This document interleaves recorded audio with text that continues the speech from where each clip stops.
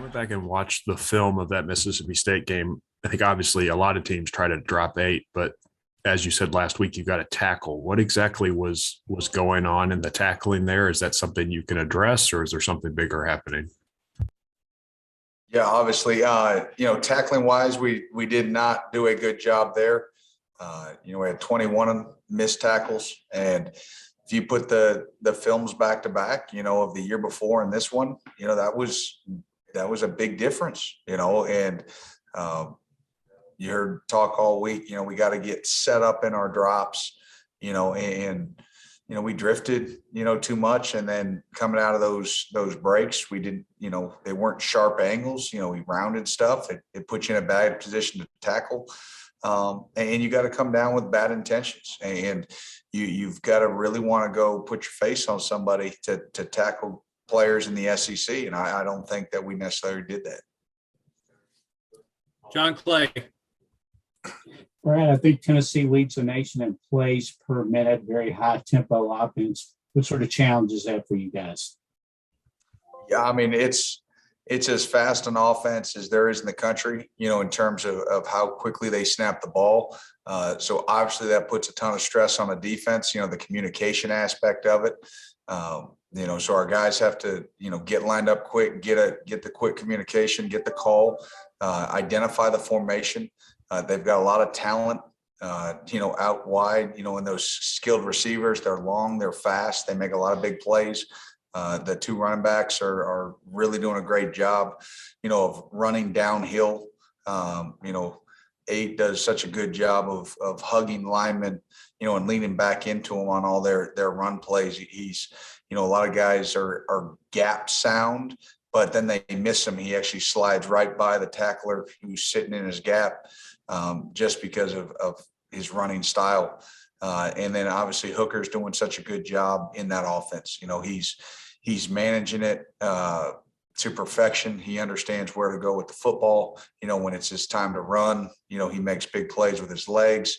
So it's a huge challenge. This might be our biggest of the year, from an offensive explosion aspect, and they can get you at any time. There's a lot of points on film where those receivers are behind DBs, and it doesn't matter which team they're playing. So we've got to do a good job, trying to stay on top. Jeff Drummond. Brad, they score about half of their points in the first quarter this season. Do you view that from a strategic standpoint as coincidental, or is there a way to address that and approach it? Well, I think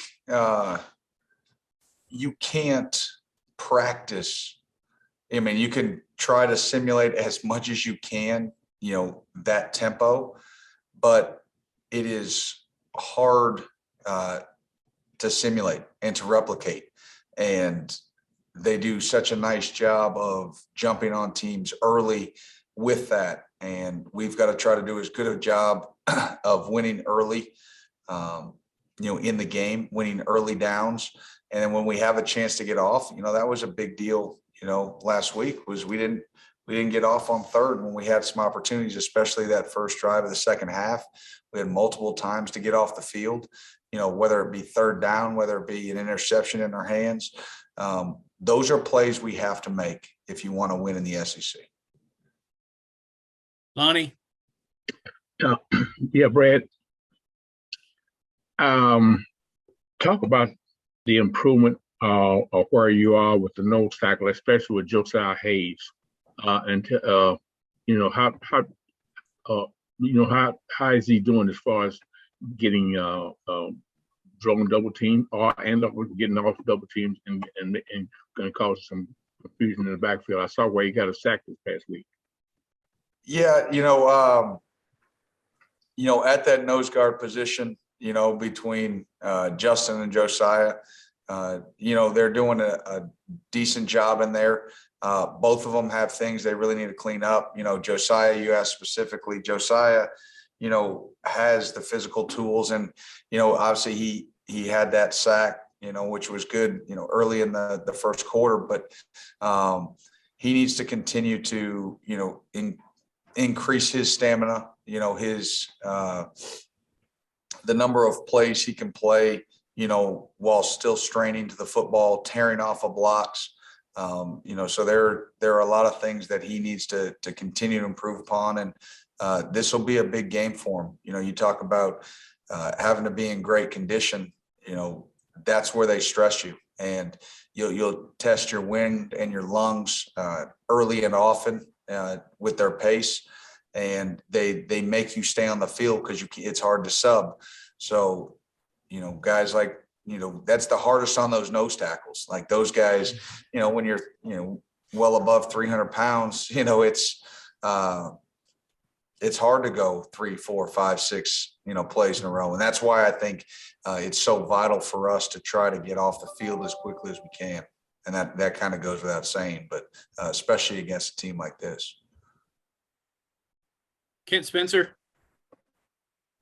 Yeah, Brad, you mentioned that Josiah and Justin have done a decent job, but you guys have been out for a few games now without guys like Marquand and Octavius. How much has that changed what you can do defensively with the unit that you currently have? Have you had to make a lot of adjustments there? Because, for you guys, it always seems like it starts up front.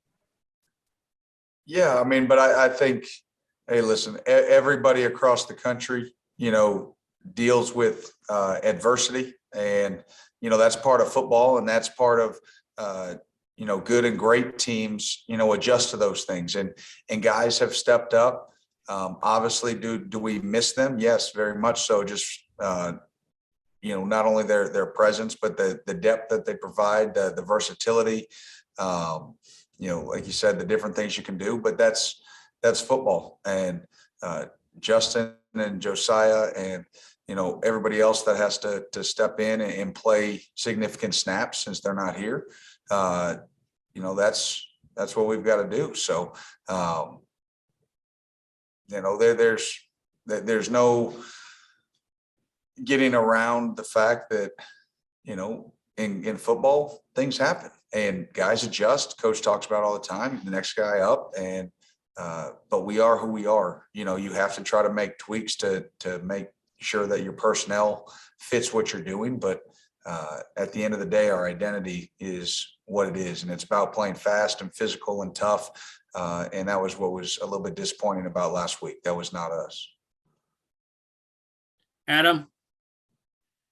Yeah, Brad, believe Josh Heupel and Jeff Lebby worked together at UCF. Any similarities you see in this Tennessee offense compared to the Ole Miss offense you saw last year? And if so, is there any lessons you all can take from kind of matching up with that once already? Yeah, obviously the tempo piece, and Coach Heupel and Tennessee is probably arguably faster than what we faced last year in Ole Miss. But I think right now they might be ranked like 1 and 2, in average snap, or whatever it is on the play clock, the highest amount of seconds left on the play clock. But run game wise, I think there's very much some similarities and things that we prepare for in that regard. So yeah, I think there are some things that we can draw on. But at the end of the day, it's about the offensive efficiency that Tennessee's playing with right now. And they're playing at a really high level. And it's going to be, like I said, the biggest challenge to date for us, because it's not just, we can talk tempo, but it's about the players they have within the tempo. And the offensive line is nasty and physical up front. Again, the quarterback's super efficient right now. The receivers, are explosive. And the running backs do a really nice job of getting downhill. And when they get in the open field, they can take it the distance. It's not a 5-yard gain that you're going to get for 12. If they crease you between the safeties, they can go for 90. You saw in the Missouri game, Evans went for 92. So, Larry Vaught. Brad, you talked at the beginning about you have to come with bad intentions to want to make tackles, and I think the yards after catch last week was a pretty extraordinary number. So what do you think caused that to regress last week, and what do you do to make sure that doesn't happen again? Yeah, the yards after catch can be a touch deceiving. just from a standpoint that, you know, if you were in a 10-yard drop and the running back caught it, 15, 5 yards behind the line of scrimmage. But the deal is it's that distance to close. It's all right. So you're 10 yards, 12 yards away from a running back that caught a swing pass. We talk about long stride, short stride, getting down, to make the play at the contact point. And it's all right. He's coming full speed at me and I'm going full speed at him. And it's, do I really want it or do I not? Do I want to accept the blow? Do I want to be the hammer? Do I want to be the nail? It doesn't matter what expression you want to say. In this league against the players that you're going to face, do you want to deliver the blow? And it comes down to that. And that's defense. And, the really good ones, they want to strike. And you can see the difference. Josh Moore. Hey, Brad. Yeah, and it's spinning back a few years, but when you all played Hooker in the bowl game, and I know the offense is a lot different, the personnel around him is a lot different, but just was he sort of I guess how would you, going back to that game plan, was he a kind of a focal point back then, and maybe what have you seen from him as far as the quarterback goes in terms of improvement from then to now?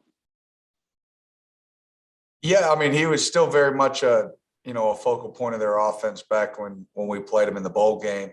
I think there's even a higher level of sort of maturity, poise, confidence in the pocket with him right now that he's playing with. And so, again, it's allowing him to play really efficient. I think he's, maybe number 4 in the country right now in, QB efficiency. So he's making the right decisions. He's making big plays in the air. And then when it's time for him to make plays with his legs, he can do it on the design QB runs. Then he can also do it on broken plays. And, when the pocket's starting to collapse, he puts stress on you because he can break the pocket. He's got a really nice arm, so he can still throw it down the field. You got to stay attached to these receivers. But then if you get 2 attached to receivers, he can make one guy miss and he makes a big play on a scramble. So he puts a lot of stress on you in a lot of different ways. John Hale. Brad, obviously the result wasn't anything you all wanted last week, but how do you feel like that strategy of maybe moving JJ and Trevin around to some different positions to get your best group on the field looked, and is that something you're going to stick with moving forward, I guess? I don't know. You try to make the best decisions that you can that you think is going to help. Obviously we didn't, the result, didn't turn out the way we wanted it to. So I guess it's up in the air whether that was the right move or not. Nick Roush. You mentioned the tempo earlier, but what kind of stress do their wide splits do to you? What challenges do they present in the run and pass game? Say it again. Their wide splits. How do they? Oh, yeah, the receiver wide splits. Yes. Yeah, I was off last week. It was the O-line wide split. So now I'm okay. The receiver. It does it. In a lot of ways, it can force you to show your hand, in terms of, the tighter you get, the more you can disguise things, the wider you get. I mean, you are where you are. And it pretty clearly defines the box, and so that there are some definite challenges there, not to mention that you don't see those super extended splits that often. So it stresses sort of your alignments, from a defensive back perspective that you're just not used to and comfortable being that far, from the ball or so it presents a unique challenge, something that you don't see week in and week out.